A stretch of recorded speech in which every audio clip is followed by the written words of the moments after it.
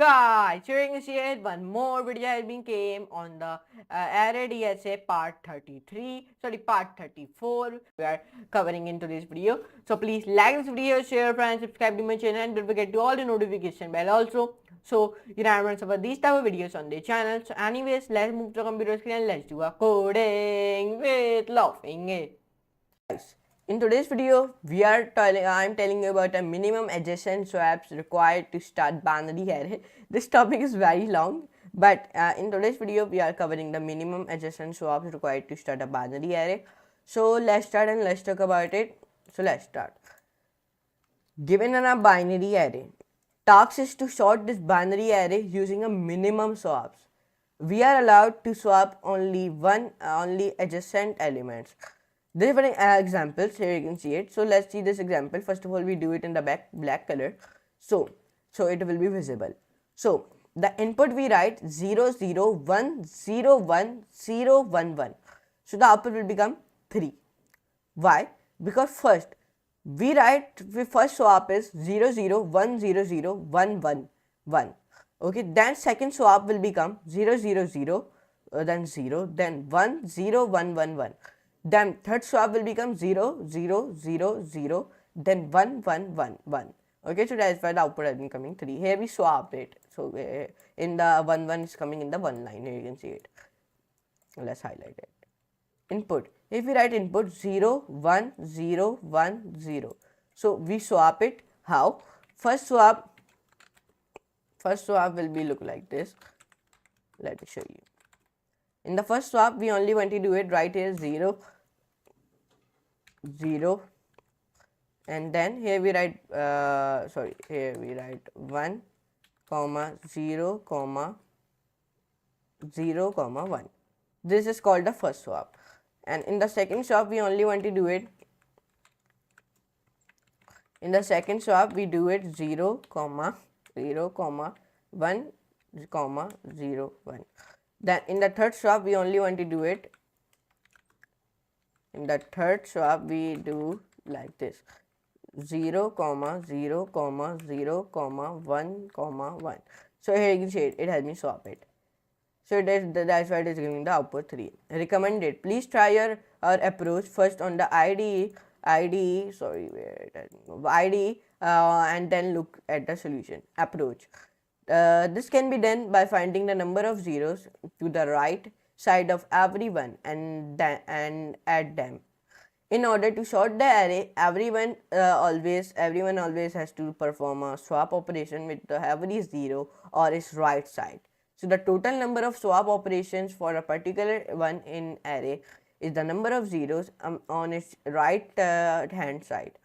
Find the number of zeros on the right side of for everyone, for example the number of swaps, and add them all to obtain the total number of swaps. Steps to solve this problem. First, declare an integer array no of zeros of size n and initialize it with zeros using the memset function. Number 2, initialize a variable count to keep track of the total number of swaps required. Number 3, initialize another variable I to traverse the array from the end.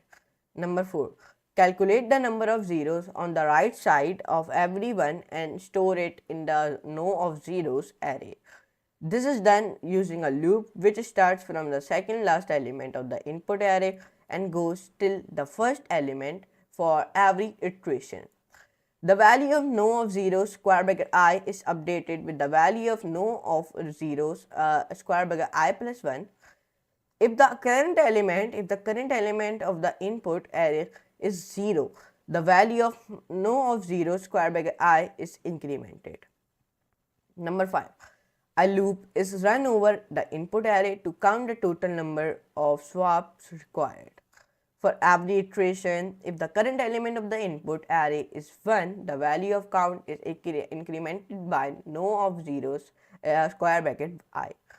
Number 6, the function returns the value of count which represents the minimum number of swaps required to make all ones together. Implementation. So here let's implement it, and this is code in our C++.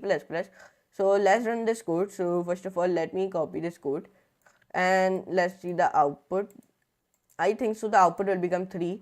Okay, so we open our applet. Like you all know, we are using in the part 8, part 9, we are using a applet to solve the implementation.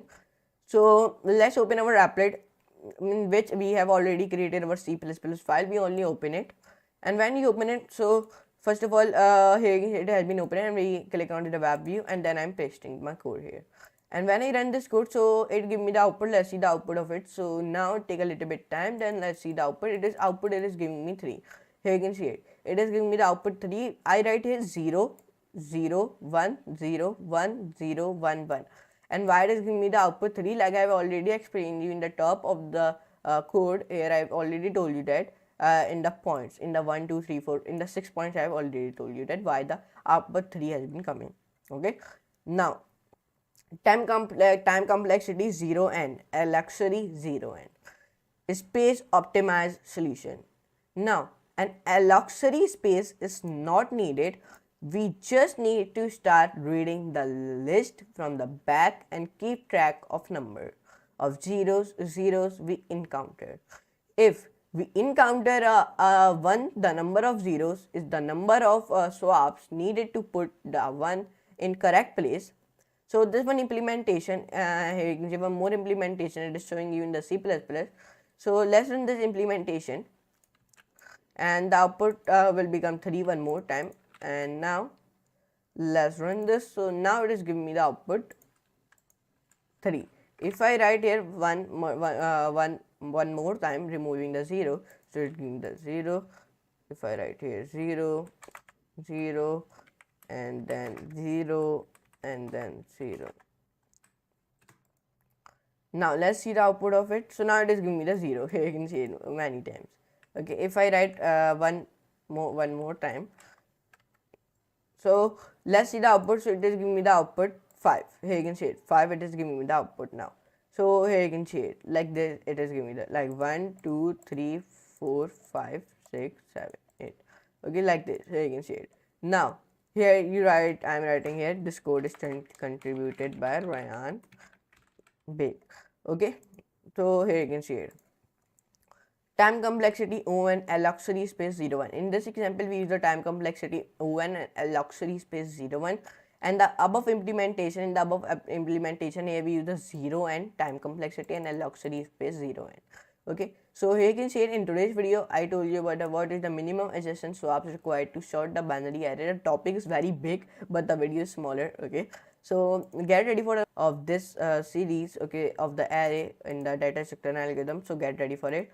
So this video has been ended very successfully. Yes, if you enjoy this video, so please like this video, share, friend, and subscribe to my channel, and do not forget to all the notification bell also, so you never miss about these type of videos on the Array Dsa.